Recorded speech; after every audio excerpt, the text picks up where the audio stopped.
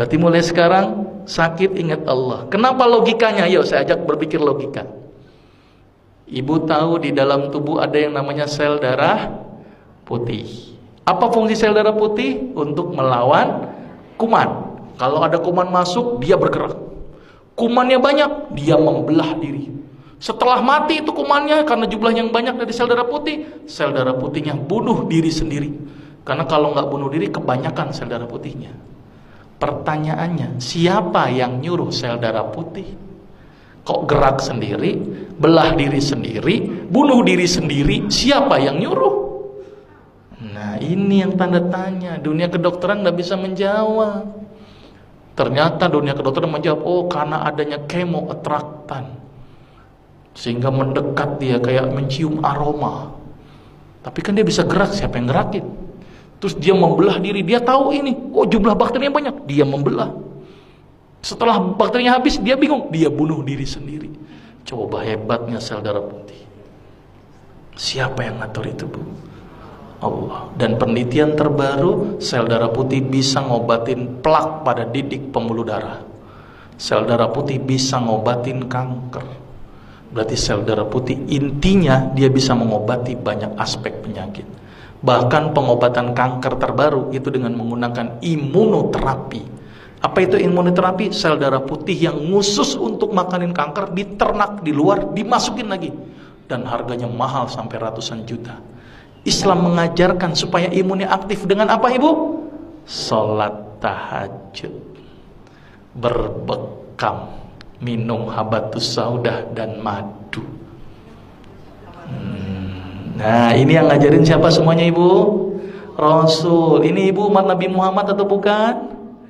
Oke, berarti mulai sekarang rutinkan berbekam sebulan sekali. Rutinkan madu, ganti madu dengan gula, ganti dengan madu. Sirup ganti dengan madu. Karena kita umat Islam konsumsinya harus madu.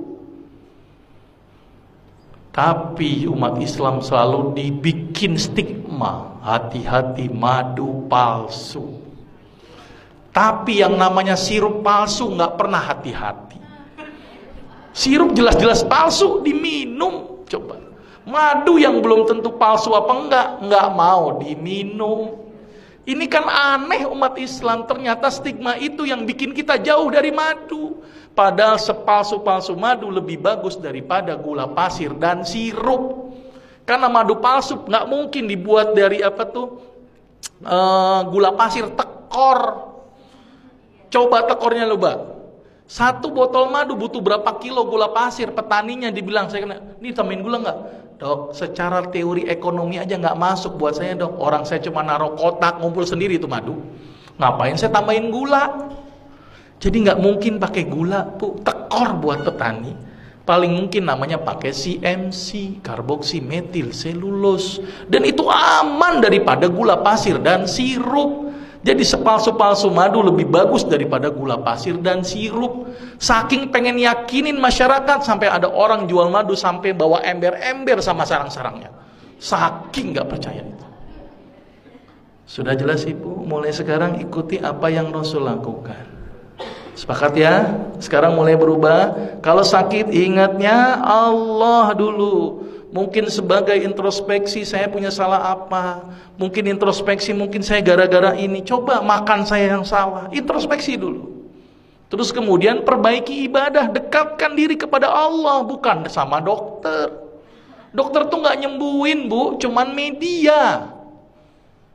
Obat yang diberikan itu hanya membantu. Tapi yang menyembuhkan adalah konseptualnya adalah tubuh kita sendiri melalui Allah, Bu. Maka itu kalau sakit ingat Allah ya.